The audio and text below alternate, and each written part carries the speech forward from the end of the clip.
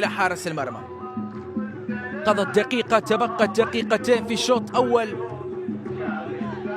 دعني ألخص: فرصة إماراتية وفرصة يمنية،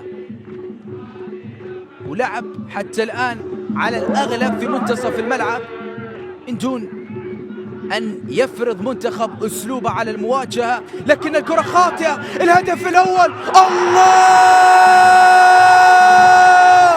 قرار الأبطال يأتي في آخر الأوقات. ناصر محمد يستغل الهفوة ويسجل الفرحة الأولى.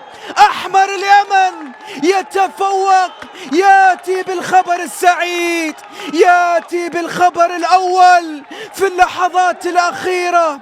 ناصر محمد يستغل الهفوة ويأتي بالفرحة الأولى.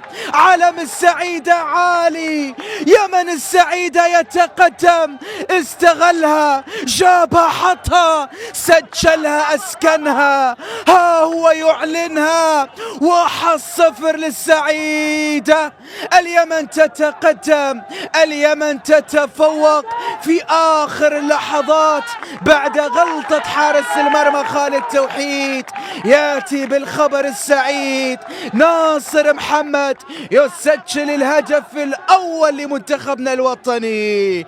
هدف أول بهذه الطريقة، توقعت أنه يمررها لكنه كان شجاع في اتخاذ القرار.